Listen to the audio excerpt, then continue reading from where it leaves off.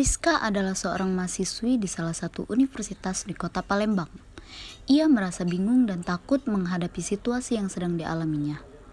Rizka mengalami sulit berkonsentrasi saat belajar, disebabkan karena lingkungan belajar yang tidak mendukung. Ia mengalami kesulitan untuk mengatasi masalah tersebut, dan ia takut jika masa depannya terbengkalai. Oleh sebab itu, maka ia datang ke konselor untuk meminta bantuannya dalam memecahkan masalah tersebut.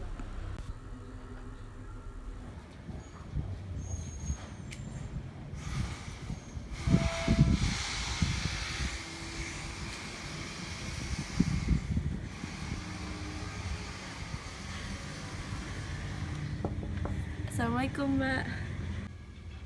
Oh iya, waalaikumsalam. Silakan masuk yuk. Ya, silakan masuk. Oh iya, Mbak.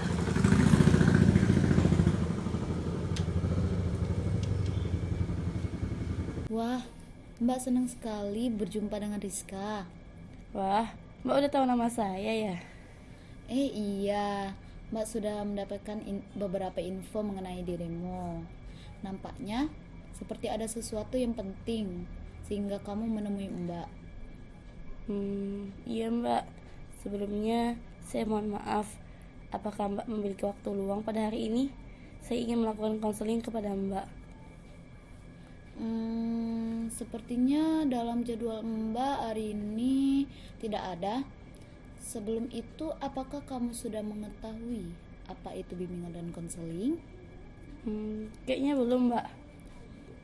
Baiklah, Mbak akan menerangkan beberapa pengertian mengenai bimbingan dan konseling ya. Jadi, bimbingan dan konseling itu merupakan upaya yang dilakukan konselor untuk mengarahkan serta membantu konseli dalam menyelesaikan beberapa permasalahan-permasalahan yang sedang dialami oleh konseli tersebut, baik secara langsung maupun tidak langsung. Bagaimana saudari Rizka sudah memahami apa itu bimbingan dan konseling? Oh, iya, Mbak. Baik, saya sudah paham. Baiklah, bagaimana Rizka? Apakah kamu ingin menyampaikan sesuatu pada Mbak sekarang? Iya, Mbak. Sejujurnya, saat ini saya sedang mempunyai masalah yang cukup mengganggu pikiran saya, Mbak. Kamu menyampaikan bahwa sedang menghadapi masalah yang cukup mengganggu pikiranmu. Jika kamu tidak keberatan, cobalah untuk menceritakan permasalahan itu pada Mbak. Sejujurnya, saya bingung, Mbak. Saya bingung harus mulai menceritakan permasalahan ini dari mana.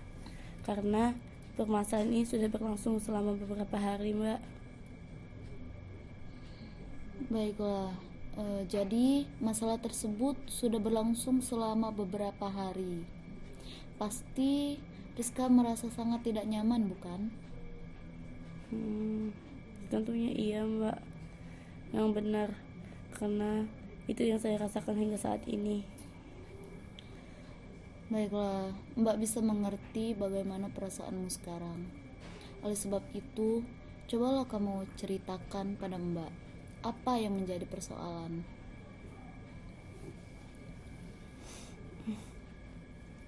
Jadi begini, Mbak. Saya merasa kesulitan dalam belajar akhir-akhir ini, serta saya sangat sulit berkonsentrasi saat belajar. Bahkan minggu yang lalu nilai mata kuliah saya jelek, Mbak. Lalu bagaimana? Saya benar-benar merasa bingung, Mbak. Terkadang saya juga malu kepada teman-teman sekelas saya. Jika boleh Mbak tahu, apa sih yang menyebabkan timbulnya perasaan seperti itu, serta menyebabkan Rizka malu terhadap teman-temannya? Saya malu karena keadaan saya, Mbak. Bahkan terkadang saya merasa kecewa dan bingung terhadap diri saya sendiri. Hari ini pun saya mendapatkan nilai yang jelek, sedangkan teman-teman saya mendapat nilai yang bagus. Lalu, jika kamu merasa bingung dan kecewa pada dirimu sendiri, serta malu terhadap teman-temanmu, apa yang biasanya kamu lakukan? Saya lebih banyak di kelas, Mbak. Saya merasa minder dengan teman-teman saya yang prestasinya sangat bagus. Terkadang saya juga sering melamun sendiri, Mbak. Baiklah, Mbak sangat memahami bagaimana perasaanmu. Akan tetapi, apakah dengan kamu menjauh dari teman-teman dan hanya berdiam saja di dalam kelas menjadikan perasaanmu merasa lebih baik? Tentu saja tidak, Mbak. Saya merasa takut jika saya tidak bisa menyimbangi kepintaran teman-teman saya, Mbak. Dan saya juga takut jika tidak dapat mengikuti materi perkuliahan dengan baik. Baiklah Rizka, tetapi sebelum kita lanjutkan pembicaraan ini, jika Mbak tidak salah dalam memahami perasaanmu, tadi kamu mengatakan bahwa kamu merasa kesulitan dalam belajar. Kemudian baru saja juga kamu mengatakan bahwa kamu malu terhadap teman-temanmu karena khawatir tidak dapat menyeimbangi dan mengikuti materi perkuliahan dengan baik. Sebenarnya sih, menurut kamu yang mana sih yang menjadi permasalahan paling penting dan mengganggu pikiran yang sedang Rizka alami? Gimana ya, sebenarnya semua sih, Mbak, karena kedua permasalahan ini benar-benar membuat saya merasa terbebani. Tetapi memang yang paling penting sebenarnya adalah masalah yang berkaitan dengan kesulitan belajar saya. Keadaan ini benar-benar membuat saya takut akan masa depan saya. Saya takut jika tidak berhasil dalam kuliah ini, Mbak. Dan saya juga tidak ingin membuat kedua orang tua saya kecewa, Mbak. Baiklah, ternyata kamu sudah mampu memahami permasalahan yang sedang kamu alami. Iya, Mbak, saya sudah paham. Tetapi terkadang saya masih bingung apa yang harus saya lakukan untuk menghadapi permasalahan ini. Baiklah, sekarang begini Rizka, bukankah yang menjadi niatan serta tujuanmu mengikuti perkuliahan di kampus ini itu adalah untuk belajar dan menuntut ilmu, kan? Ya juga sih, Mbak, yang benar itu tujuan saya kuliah di kampus ini, yaitu untuk menuntut ilmu dan belajar sebagai bekal masa depan saya kelak. Kamu mempunyai niatan dan cita-cita yang bagus. Mbak sangat senang mengetahui niatan itu. Lalu, sudahkah kamu memiliki cara tersendiri untuk menghadapi permasalahan itu? Saya benar-benar masih bingung, Mbak.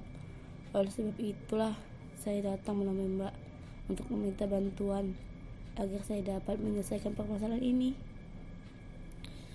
Baiklah, jadi begini, Mbak dapat memahami bahwa keadaan yang seperti ini bukanlah hal yang mudah untuk dijalani.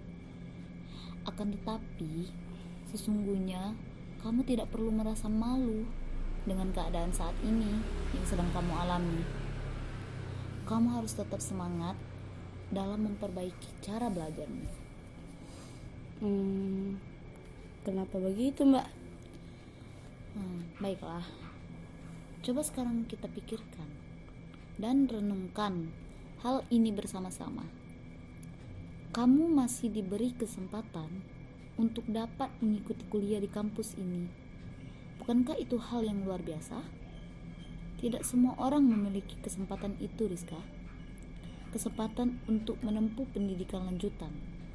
Banyak anak-anak di luar sana ingin meneruskan pendidikan mereka ke perguruan tinggi, tetapi gagal disebabkan oleh banyak faktor yang menjadi penyebabnya. Tetapi tidak demikian halnya denganmu.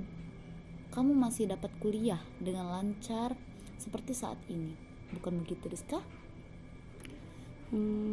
Ya sih Mbak. Jadi apa yang disampaikan Mbak memang benar sih. Mbak yakin jika kamu berusaha semaksimal mungkin, kamu akan dapat mencapai tujuanmu dan mewujudkan cita-citamu. Jangan merasa malu dengan teman-temanmu. Kamu pasti bisa memperbaiki prestasimu. Teruslah belajar dan biasakan untuk menyesuaikan dengan lingkungan agar kamu dapat berkonsentrasi dengan baik saat kamu belajar.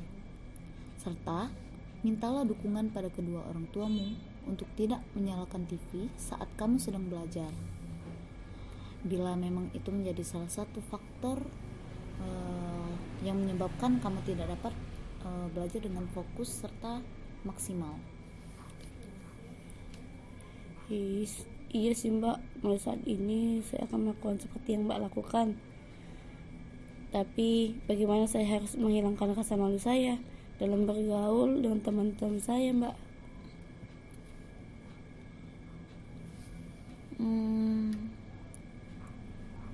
Kalau itu Mbak rasa ada masalah yang berarti, karena segala sesuatu itu kan tergantung pada diri kita sendiri. Jika kamu mampu membawa diri kamu dengan baik, maka semua orang itu pasti akan menerima kehadiran kita itu dengan baik. Cobalah untuk membuka diri dengan bergaul serta ikut bergabung dengan teman-temanmu. Jalani seperti biasanya lah. Jangan menarik diri dari mereka, karena dengan kamu menghindar itu tidak akan menyelesaikan masalah. Baiklah Mbak, saya akan mencoba untuk melaksanakan dengan baik dari saran yang telah Mbak berikan, meskipun saya butuh waktu yang cukup lama. Iya, memang Rizka, segala sesuatu itu memang tidak ada yang instan. Semua dan semuanya itu akan butuh proses. Lakukan secara bertahap serta pelan-pelan saja ya untuk memperoleh hasil yang maksimal. Iya Mbak, sekarang saya sudah paham dan mengerti apa yang harus saya lakukan. Memang harus begitu. Cobalah untuk merubah cara belajarmu agar setiap belajar dapat memperoleh hasil yang baik. Iya Mbak, mulai besok pagi saya akan mencoba saran dari Mbak. Bagus. Kalau begitu, yakinlah kamu pasti akan bisa berhasil dan meningkatkan prestasimu kembali. Karena setiap manusia pasti akan mengalami suatu masalah.